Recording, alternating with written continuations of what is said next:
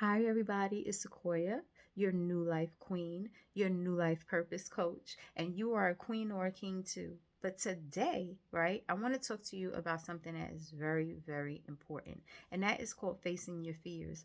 There are a lot of things that we are nervous about, we might be afraid about, and then when we get out there and we do it, or we try it, or we learn about it, we realize that we wasted so much time being afraid. It's like we were afraid of nothing. It's just like worry. Like we were worried about nothing. Fear and worry go hand in hand. So I want to motivate one of you today, all of you, some of you, whoever needs to hear this. Like, even if you are afraid, do it afraid. Even if you are a little bit nervous, do it while you're nervous. Even if you're worried, right? Do it while you're worried. Like, there's no worse risk than not doing it, right? Not doing it at all is the worst risk you can ever take because then you don't never know what's on the other side. You only know what's right here. And some people choose to stay right here where all of the chaos, the trouble, the hurt, the pain, the misery, the unhappiness, the brokenness is, right? Because they don't know what's on the other side. So they're afraid that things might get worse. But I don't know about you, right? When I start thinking about things that I could be doing, would be doing, or want to be doing, or maybe even should be doing, that means things on this side are already worse. Somebody else might say, girl, just be happy, be content, be appreciative of what you got. Like, but what is content? What is contentment? It means that I'm going to what? I'm going to settle. But I don't want to settle for misery.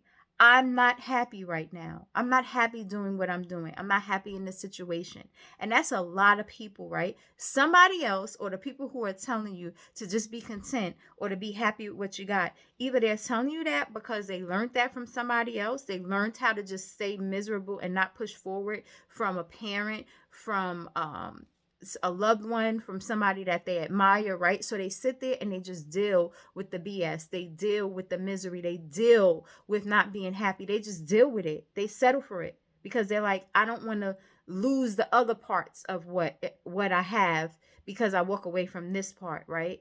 Um, but that might be good for them if they're telling you that, right? Let them be there. That don't mean you have to. If you're really, really, really, really, really miserable, if you really, really, really, really see yourself doing something else, if you really, really, really, really feel like you would be happier on the other side of things, but you just are nervous because you don't know what's there, do some research. Get around the people who are doing certain similar things. But you got to start. And starting might be getting around those people. Starting might be doing research, right? Starting may be visiting the other side. Visit. When you visit a restaurant, you know whether or not you're going to go there again. You don't make a determination like, I'm going to always go to this restaurant. No, you say, I'm going to visit it. When you want to move, you go what? Visit the neighborhood. You might go in the daylight, you might go in the nighttime, right? But you go and you visit it during those time frames to see if this is a place you're going to want to move to. If you're going to move to that other side of town, you visit it. Try it. You can look at something like, I'm not eating that, I don't like it, but you never tasted it before. And then what we learned growing up. Don't say you don't like something if you never tasted it. You don't know how it tastes. You might like it. Don't judge a book by its cover. Right? If you don't know how it tastes, what it's made of, how you know you're not going to like it? Try it. Ask. Ask the ingredients. Right? There's somebody you know who is doing what you're doing. Ask them how they got there. Is it hard? Is that the only way to do it?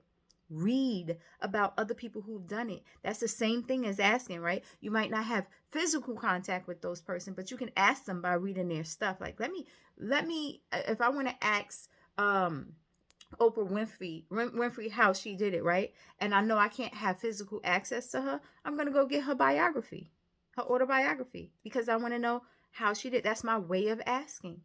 If you want to know if you're allergic to a food or not that's cooked, right? You need to ask what the ingredients are when you go to that restaurant so that you don't have, are there nuts in this? Is it pork in here?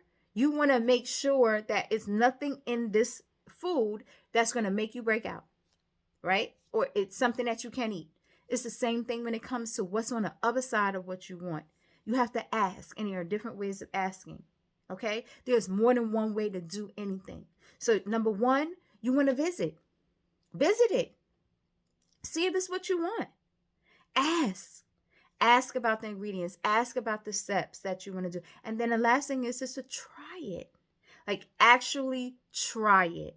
Taste the food. See if you do like it. Take the opportunity. Go for an opportunity. Intern, if that's a career you want, or a business you want to start, right? Actually just like try to follow each step to start it. Like, try to follow each step to try a course, a business course. By the way, I'm coming out with one. Okay, that wasn't a plug, but it was a plug. It came by accident. But anyway, try something. Try it. So visit, ask, and actually try it. And if it's not working, or you feel like the risks outweigh too much of everything else, then you can walk away from it. But don't have regrets. Don't settle and be content without doing those things. Don't. You can be wasting your life away because you just are afraid to try something. Because you are afraid of looking like you're not appreciative of what you already have. I'm a believer that my God, my parent, right? Because he is my father. I'm a believer. We all have different beliefs, but I believe that I was not created to settle. Because when I create something, when I have my children, just like you have yours, I want them to have the best of the best. I want them to know that they don't got to just stay a baby forever. I want them to know that they don't have to just stay here. They can go there. I want them to have the best. I want them to grow, to become the best that they can be. And that's the same thing that my father wants for me. And he wants the same thing for you. You do not have to settle. You do not have to. He knows you're grateful. I know he knows that I'm grateful. And that's why he knows I'm going to be obedient and I'm going to try different things. He knows that I'm going to do it. And that's why he continuously gives. So if you want more, you got to do more. And the first thing to do in doing more is to try more. Ask for more. Visit more often. All right, anyway, I love you. Thank you for watching, and I'll be back with more, okay? I need to get back on the camera game, get back talking, and I will. All right, love you. See you later.